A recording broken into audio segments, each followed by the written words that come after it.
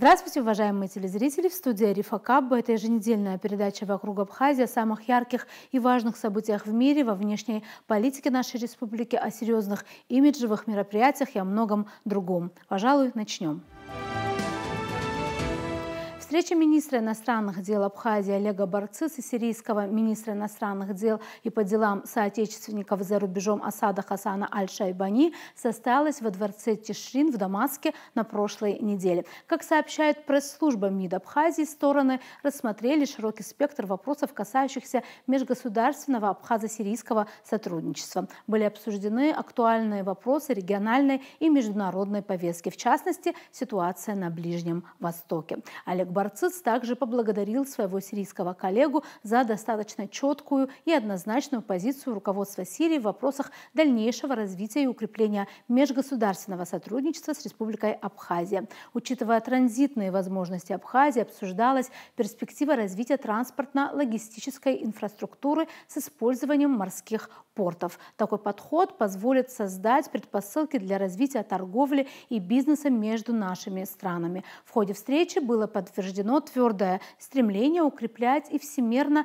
развивать сотрудничество между странами, расширять взаимодействие в экономике и культуре. Министры, в частности, обсудили предстоящее участие Республики Абхазия в 62-й Дамасской международной ярмарке, которая пройдет с 27 августа по 5 сентября и является крупнейшей международной выставкой-ярмаркой в регионе, заявили в абхазском внешнеполитическом ведомстве.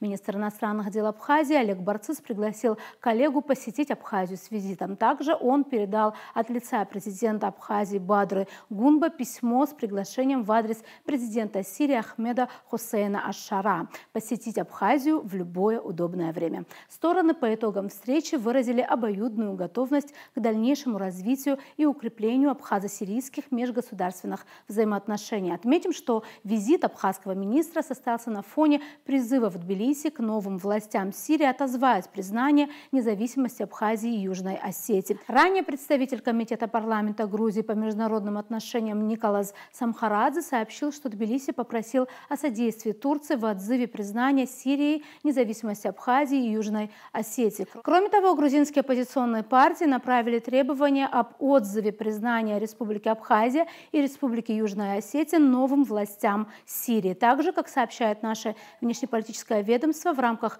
рабочего визита министра иностранных дел Республики Абхазия Олега Барцыц в Сирийскую Арабскую Республику состоялся ряд встреч с представителем абхазо-адыгских и черкесских диаспоральных объединений в Сирии. Во встречах приняли участие руководители диаспоры, председатель Адыга Хасы Гасан Шора, председатель Черкесской благотворительной ассоциации «Солидарность» господин Абдул-Рахман Багаса и председатель абхазо-черкесской диаспоры в районе Кисуа Фахми Абаза.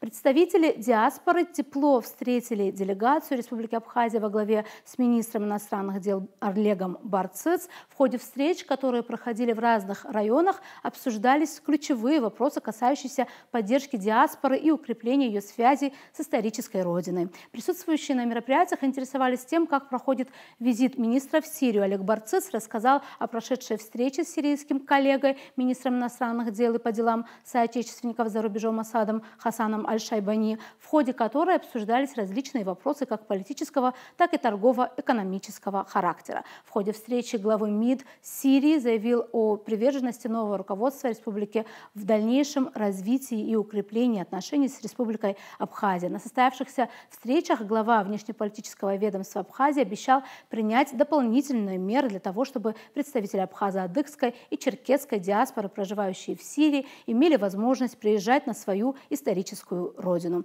Министр подчеркнул, что в Абхазии при поддержке государства реализуются программы, позволяющие получать высшее образование представителям абхазо-адыгской и черкесской диаспоры. Олег Барцыц передал приветствия и наилучшие пожелания представителям диаспоры от президента Абхазии Бадры Гунба. Было отмечено, что руководство Республики Абхазия уделяет особое внимание своим соотечественникам, проживающим за рубежом, и продолжит оказывать им максимальную поддержку. Напомним, что Сирия признала независимость Абхазии и Южной Осетии в 2018 году. Документы об установлении дипотношений с республиками подписал тогдашний президент Башар Асад. В ответ Тбилиси разорвал дипотношения с Сирией, установленные в 1994 году.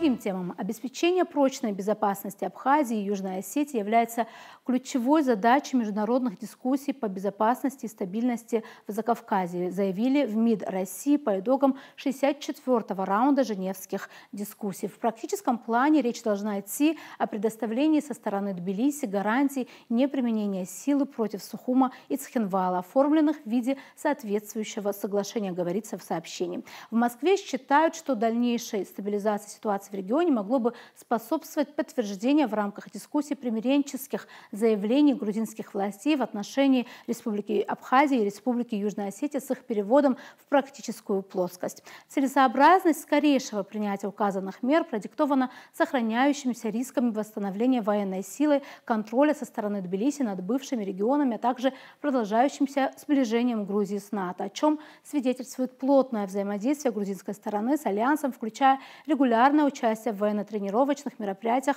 Североатлантического блока, заявили в МИД России. Участники дискуссий констатировали относительное спокойствие на земле. Этому содействует функционирование созданных под эгидой женевских дискуссий диалоговых каналов, включая горячие линии связи, а также механизм по предотвращению и реагированию на инциденты на грузино-юго-осетинской границе. Безопасность в регионе могло бы заметно укрепить скорейшее возобновление работы такого же механизма на грузино-абхазской границе в Гале, а также запуск делимитации государственных границ Грузии с Абхазией и Южной Осетией с их последующей демаркацией. Но эти постоянно возникающие вопросы пока никак не нашли своего практического осуществления. Работу на гуманитарном треке международных женевских дискуссий по-прежнему серьезно затрудняет ежегодно инициируемая Грузией крайне политизированная резолюция Генеральной Ассамблеи ООН по внутренне перемещенным лицам и беженцам. Ее очередная редакция была принята буквально за несколько дней до открытия июньского раунда. Попытки грузинской стороны навязать параллельное обсуждение указанной проблематики на других, кроме формата дискуссий, международных площадках, на которые официальные представители Сухума и Цхинвала лишены права доступа и, как следствие, возможности представить свою принципиальную позицию на этот счет, будут и далее блокировать рассмотрение профильных тем в рамках дискуссий. В условиях фактической потери Швейцарии декларируемого нейтрального статуса из-за присоединения к вводимым коллективным Западом санкционным режимам в отношении Москвы вопрос о переносе регулярных заседаний, дискуссий из Женевы в другое, по-настоящему нейтральное и приемлемое для всех участников место сохраняет актуальность, отметили в Москве. Следующий раунд женевских дискуссий намечен на ноябрь. Ну а сейчас мы предлагаем вам посмотреть интервью с политологом Бесланом Хагба, с которым мы обсудили все эти темы. Приветствуем вас, Беслан Алексеевич. Здравствуйте. Как вам наверняка известно, министр иностранных дел Олег Барцыц на прошлой неделе посетил с рабочим, как это говорится на сайте ведомства, визитом Сирию. Да? Его там принимали, его коллега сирийский принимал. Как вам кажется, и там было вообще много встреч, много в программе, много чего, она довольно была интенсивной, но мне хотелось бы прежде всего, чтобы вы дали оценку тому, что значит этот визит и что он собой олицетворяет. Важность этого визита заключается в следующем. В Сирии, в Сирийской Арабской Республике произошла смена власти, смена политического режима. И много разговоров было, до сих пор есть, вообще как новая власть будет относиться к признанию Абхазии и Южной Осетии. Она будет продолжать политику свою по отношению к Абхазии и Южной как к суверенным странам, или будет какой-то пересмотр. Мы же знаем, слышали, какая-то активная политика велась со стороны политического руководства Грузии, чтобы признание со стороны Сирии, Абхазии, Южной Осетии, как говорят, отозвать, или, может быть, вообще-то прерывать эти отношения, дипломатические отношения, потому что они считают, что это частью Грузии и так далее, и так далее. Такая спекуляция, такая политика ведется, это было видно. И вот такая демонстрация со стороны Абхазии, что министр иностранных дел поехал, его там приняли, это очень важно. Учитывая все-таки, что Абхазия не так уж широко признана в международных отношениях. И потому мы должны дорожить этим. Это первое. Второе. Если вдруг, много разговоров еще по поводу чего, а вдруг новая власть вообще пересмотрит отношение к Абхазии и Южной Осетии. Вы знаете, к этому тоже надо относиться спокойно, учитывая мир, как развивается, что происходит вообще в мире. Нам, конечно, хотелось расширить признание, но, знаете, если вдруг это произойдет, это не будет трагедией тоже, по одной простой причине. Потому что, я еще раз говорю, что Сирийская Арабская Республика находится в очень сложном отношении. положение. Страна еще не собрана в межэтническом, межрелигиозном конфликте. Еще неизвестна судьба новой власти. Много игроков в Сирийской Арабской Республике. Там и Соединенные Штаты, там и Турция, связанная с курдами, там и Иран, там и Россия. Понимаете, какая политика будет вестись по отношению к России, мы тоже не знаем. Там находится российская военная база. Они дают пока добро. Будут ли также развиваться отношения между Россией и Сирией? Это будет в пользу Абхазии и Южной Осетии в плане продолжительного такого признания Абхазии? Или будет какой-то пересмотр? Понимаете, учитывая, что все-таки внутри Сирии находится до сих пор такая межполитическая борьба, межрелигиозная борьба, какой-то определенности пока нет. И учитывая все эти факторы, визит очень важен для нас. Все-таки какой-то разговор состоялся в плане судьбы Абхазии со стороны признания Абхазии и Южной Осетии. Какие-то разговоры были. Наверное, это не без согласования политического руководства Российской Федерации, МИД Российской Федерации. Я думаю, что это очень важный визит. Это не просто какой-то символ. Я еще раз повторяю, Абхазия заинтересована, чтобы на нас посмотрели, учитывая уже десятилетия, как суверенная страна существует. В этом заинтересована Россия в плане продвижения Абхазии в международных отношениях. И мне все-таки кажется, что мы получили оттуда какой-то позитивный знак, потому что, в принципе, если встреча на таком уровне состоялась между министрами, если потом там стали возможны встречи, там, например, с сирийской диаспорой нашей, да, вот потом приглашение было, чтобы приехал сюда, получается, и руководитель Сирийской Арабской Республики, и министр. То есть мне кажется, что это все-таки говорит о позитивных знаках оттуда, потому что было бы это все возможно, если бы они собирались, например, делать отзыв. Вы знаете, что касается отзыва, такого даже и нет отзыва. Да. Знаете, когда говорят отзывы и признание, это суверенное дело любой страны. Понимаете, нет такого права международного, где было зафиксировано, что страна должна признать суверенитет страны. И отзыв. Понимаете, это суверенное право любой страны. Если посчитает нужным, конъюнктурно, из конъюнктурного соображения политическое руководство Сирии посчитает нужным нынешнее руководство, она на это пойдет. Я еще раз говорю, внутри Сирия находится в очень тяжелом таком состоянии до сих пор. Я не думаю, что отношение к Абхазии и Южной Осетии является приоритетным.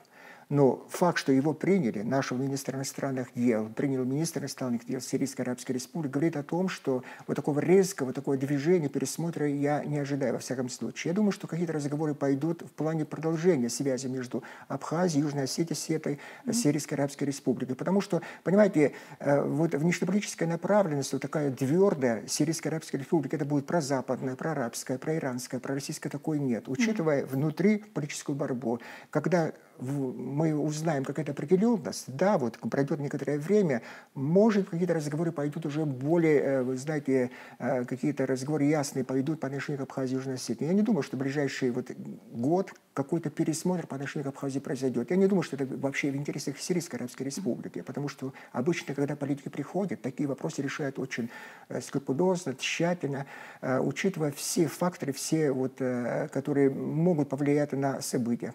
А каков тут фактор влияния диаспоры? Кстати, вообще наличие диаспоры, какие создает перспективы в этих межгосударственных отношениях? Я не думаю, что диаспора будет играть какую-то решающую роль. Вообще не только, кстати, в Сирийской Арабской Республике, но Турцию, и в других странах. Понимаете, внешняя политика таких стран, как Турция и Сирия, она почти не зависит от наличия диаспоры. Конечно, какое-то влияние оказывают и другие страны, например, в Иордании, например, и в других арабских странах, где черкесская, абхазская диаспора представлена. Конечно, учитывая население, всегда это стремление любой власти. Но если я скажу, что это какая-то определяющая, нет.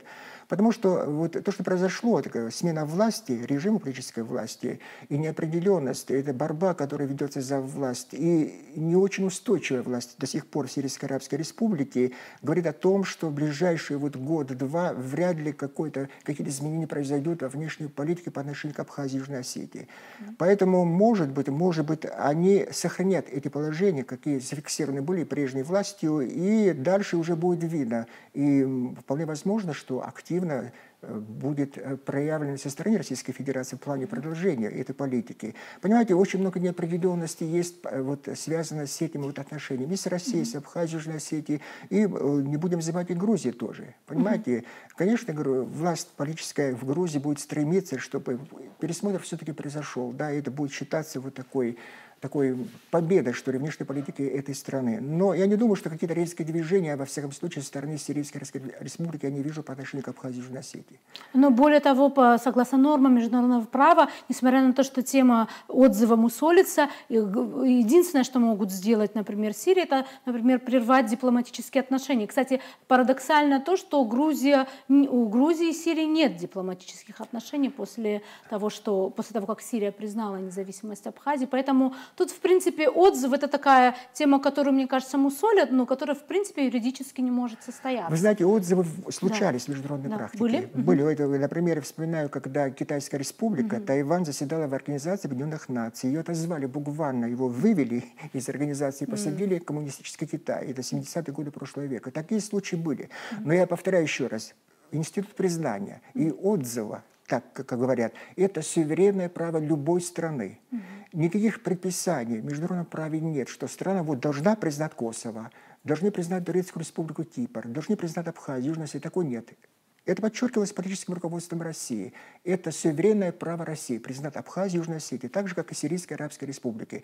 А будут ли эти пересмотры, какие-то радикальные изменения по отношению к Абхазии и Южной Осетии? Давайте будем честны. Я не думаю, что, знаете, вот Абхазия и Южная Осетия где-то, наверное, занимают где-то 10, 15, 20 место в внешней политике Сирии, учитывая, в какой ситуации она находится. Она еще не вышла из очень тяжелой гражданской войны. Если сохранится какая-то стабильность, будет установлена, будут и встречи, и какая-то определенность, мы узнаем, конечно.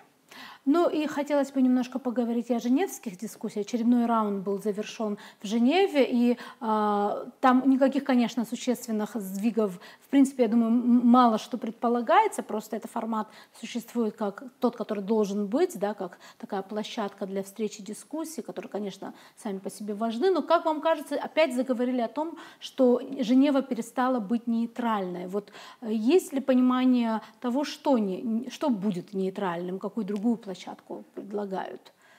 Критика пошла по отношению к Швейцарии после украинского кризиса. Россия начала предъявлять претензии, что у Швейцарии не совсем нейтрально себя ведет. И отсюда вот все эти разговоры, чтобы этот формат перенести в другую страну, может быть, в Австрию, в Вену, может быть, и оставить, кстати. Вы знаете, когда говорят о площадках, особенно в Европе отмечают Швейцарию и Австрию, это всегда, когда куда-то переносится, это удар по репутации страны. Потому что, во-первых, и страна привлекательной становится в этом отношении и неплохо себя чувствуют эти страны. Нейтральные, так называемые, но не всегда нейтрально себя ведут. Это надо признать, между прочим. Это касается Швейцарии тоже. Если вдруг открыто, враждебно будут относиться швейцарское правительство по отношению к политике России в Украине, я вполне допускаю, что Россия будет настаивать, пересмотреть площадку, где будет эта встреча происходить.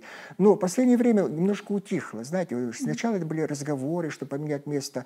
Я думаю, что вот когда будет запланирована следующая встреча, да, вот формат, мы кое-что узнаем. Сохранится Женева как площадка для дискуссий или будет поменять место. Я думаю, что в мире найдется желающих принять эти страны и наши страны, потому что, я еще раз говорю, это миротворческая деятельность любой страны, это всегда приветствуется. Это положительно влияет на внешнюю политику, на имидж страны. Но надо иметь в виду, что не только со стороны России, во многих отношениях Швейцария подвергается критике, учитывая, что она очень сомнительно становится ее нейтральный статус. Отсюда, со стороны, я помню, Республики Сербской и других стран, между прочим. И потому я думаю, что в ближайшее время покажет, как себя поведет эта страна. Ну а насчет судьбы женевских дискуссий, учитывая новое, скажем так, какие-то новшества в руководстве Грузии, думаете, может быть тут какие-то продвижения? Вы знаете, миссия Женевские дискуссии, чтобы сохранить мир на Южном Кавказе. Мы вспомним, политика, которая после кризиса 2008 года, так называемая операция по принуждению к миру, которая случилась. Да, это случилось, решили собрать какой-то формат, который сохранит мир на Южном Кавказе. Между прочим, Женевские дискуссии свою роль сыграли, это надо признать. Многие критикуют, но надо понимать, что, знаете, что из себя представляет этот формат. Там каких-то прорывных вещей по отношению к Абхазии не произойдет. Я имею в виду политика Грузии по отношению к Абхазии. Там в основном будут решаться вопросы, рассматриваться гуманитарные вопросы. Все-таки Грузия, Абхазия — две соседние страны, которые всегда будут находиться, и какие-то вопросы всегда возникают. Я думаю, что, учитывая мир между Абхазией и Грузией сохранился, сохраняется и в этом и роль этих женевских дискуссий. Я думаю, что Россия, и Грузия, я думаю, будет заинтересована в продолжении этой политики. Понимаете, когда говорят о встрече таких, статусные вопросы редко когда решаются. Это вопрос большой политики, больших стран-лидеров прежде всего. А здесь вопросы уже решаются совсем не второстепенно, но затрагивающие гуманитарную сторону этих стран. Для Абхазии это очень важно. И поэтому я считаю, что это будет политика продолжена. А где это будет происходить, мы узнаем. Большое спасибо, что пришли и ответили на наш вопрос. Благодарю вас. Ну а на этом все сегодня. Будем продолжать держать руку на пульсе событий. До новых встреч в эфире.